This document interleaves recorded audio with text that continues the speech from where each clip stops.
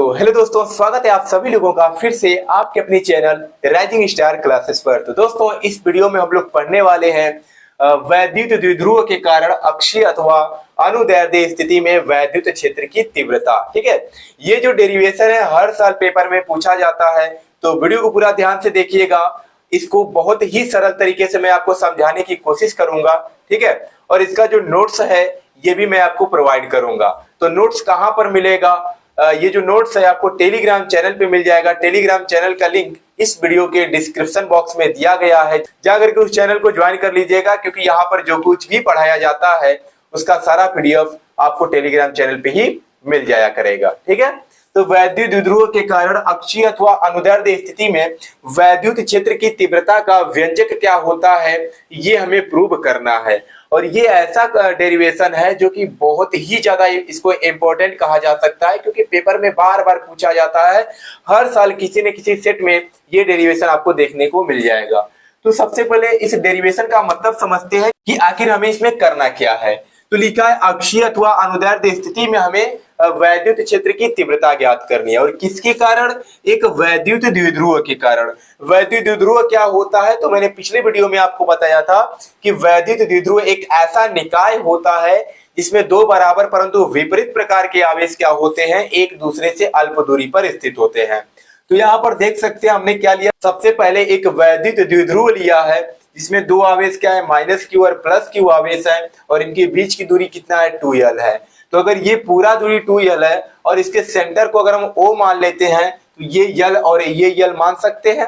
ठीक है, अब इसके बाद इसी के कारण हमें क्या करना है, इनसे कुछ दूरी पर हमें वैद्युत क्षेत्र की तीव्रता ज्ञात करनी है। तो मान लेते हैं इस द्विध्रुव से r दूरी पर स्थित क्या है, एक बिंदु P है, यानी इसके सेंटर से मान सकते हैं r दूरी पर एक बिंदु क्या स्थित है, P है।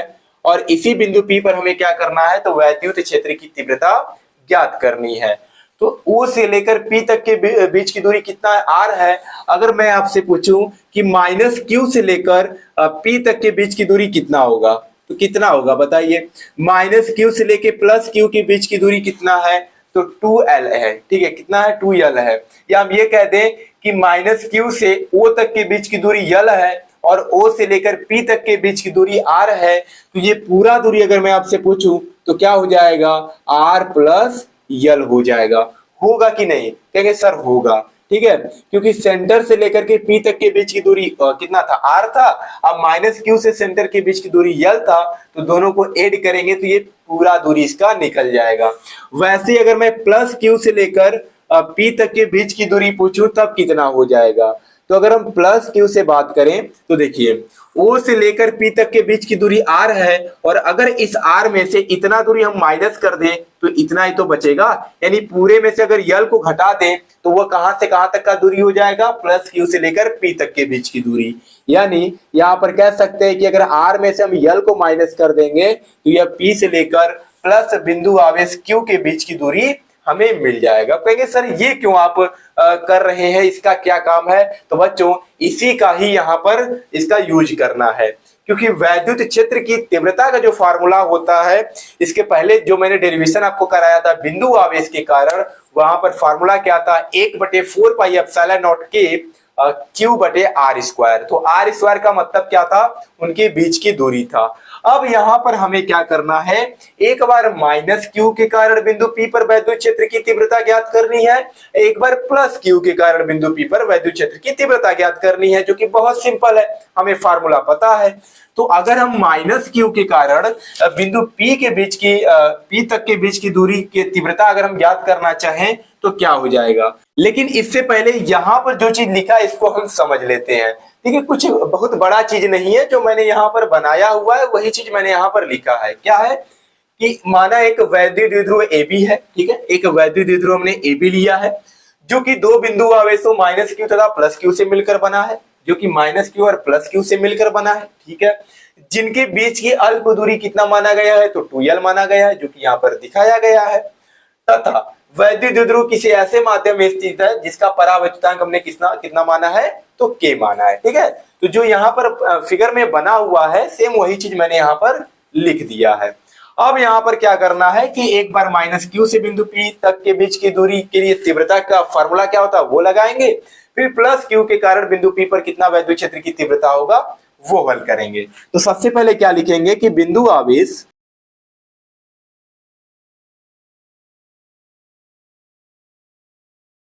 ठीक है, तो क्या हो जाएगा, तो अगर हम माइनस क्यू के कारण निकालेंगे तो E1 का मान निकालते हैं, क्योंकि दो बार निकालना है तो E1 और E2 मानना पड़ेगा। तो यहां से अगर E1 का मान निकालते हैं तो E1 बराबर क्या हो जाएगा, 1/4 पाई एप्सिलॉन नॉट के क्यू बटे आर स्क्वायर होता है। तो हमें डायरेक्शन से कोई मतलब नहीं है, बस हमें इसका केवल परिमाण रखना है, यानी क्यू बटे, लेकिन आर स्क्वायर नहीं करना है, क्योंकि यहां से लेकर यहां तक के बीच की दूरी कितना है, आर प्लस यल है। तो क्या हो जाएगा यहाँ पर, आर प्लस यल का होल स्क्वायर हो जाएगा। ठीक है, इसको बना लेते हैं समीकरण फर्स्ट। वैसे ही क्या करेंगे, प्लस क्यू के कारण बिंदु पी पर उत्पन्न वैद्युत क्षेत्र की तीव्रता निकालेंगे। तो फिर से वही चीज लिखना है यहाँ पर,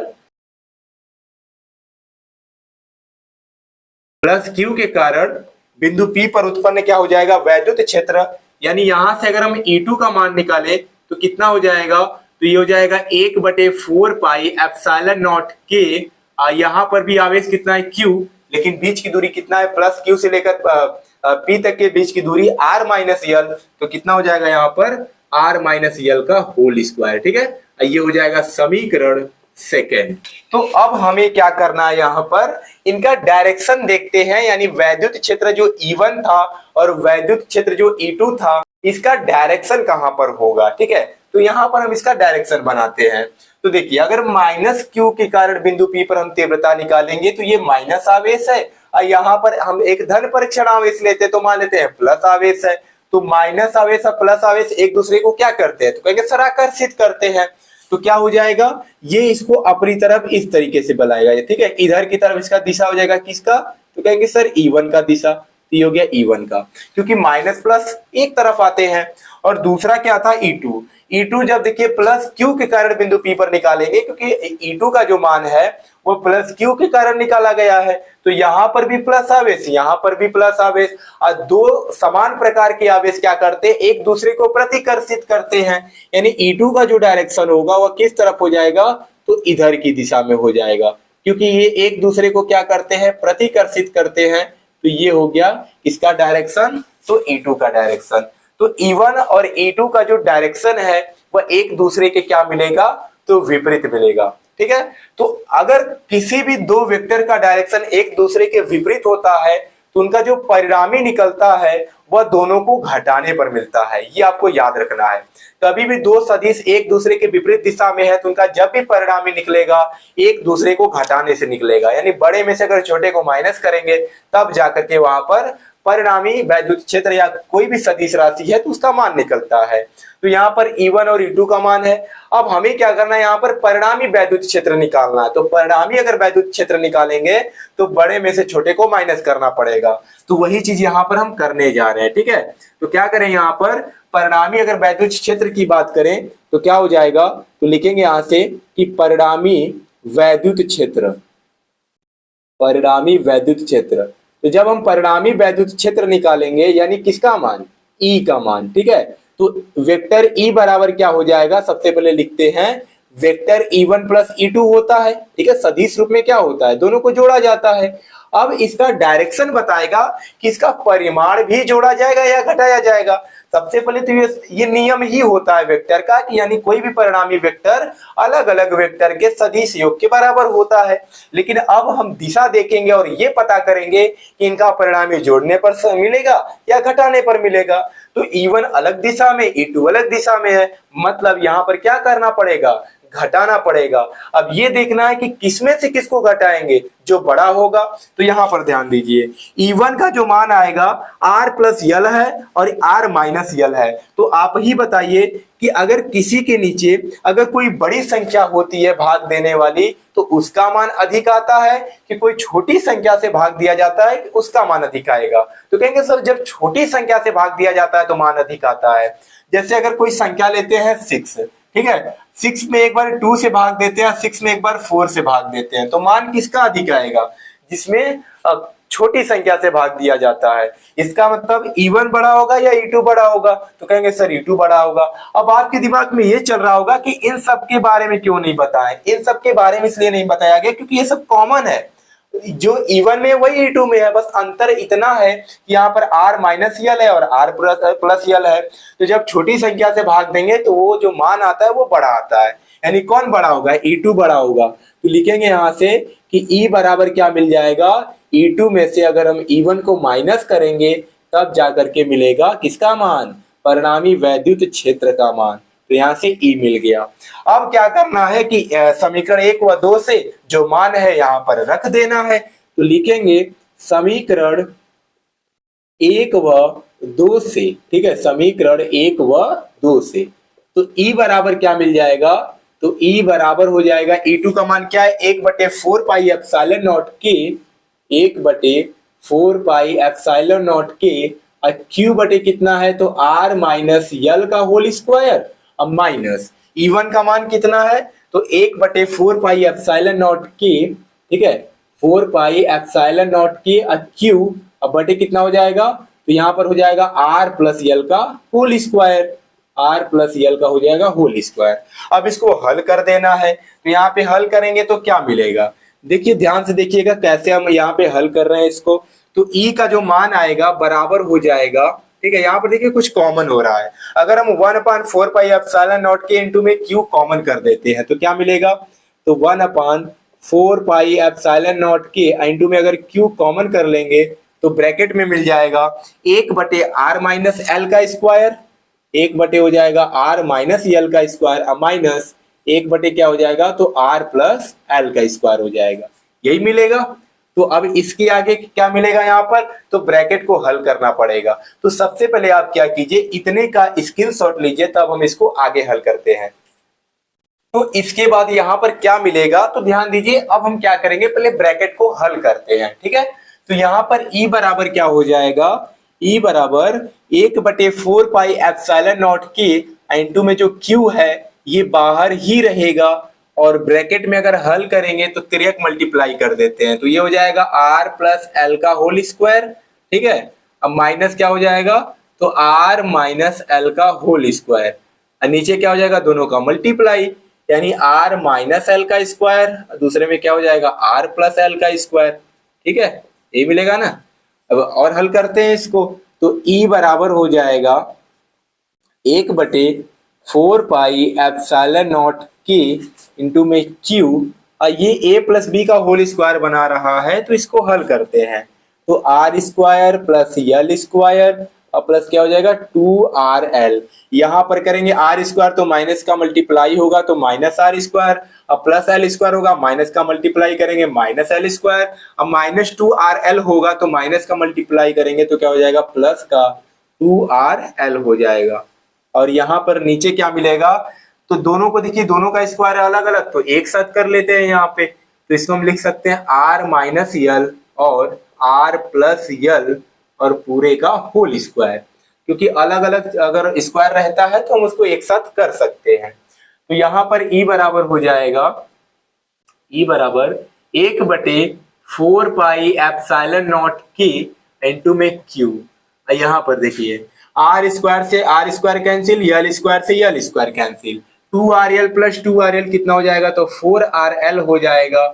यहाँ पर देखिए A माइनस बी और A plus B, A square minus B square बनेगा ना, अब पूरे का भी होल स्क्वायर है, यानी ये कह सकते हैं ये हो जाएगा R स्क्वायर माइनस यल स्क्वायर, अब पूरे का भी क्या बन रहा है, तो होल स्क्वायर बन रहा है।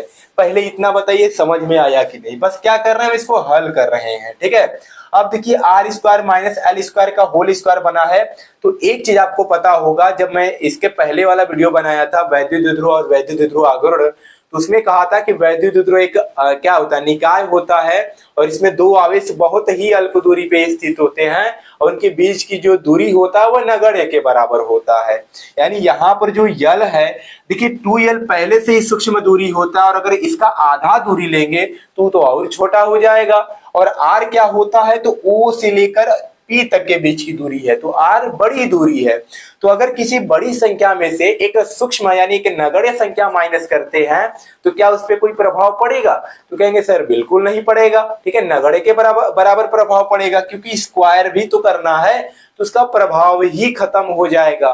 तो हमारे कहने का ये मतलब है कि यहाँ पर जो R square minus L square मिलेगा, ये लगभग किसके बराबर हो जाएगा? आर स्क्वायर के बराबर हो जाएगा, क्योंकि यल का मान ही इतना छोटा है कि आर में से माइनस करेंगे तो कुछ प्रभाव ही नहीं पड़ेगा उस पर। ठीक है, तो R square minus L square लगभग किसके बराबर आएगा?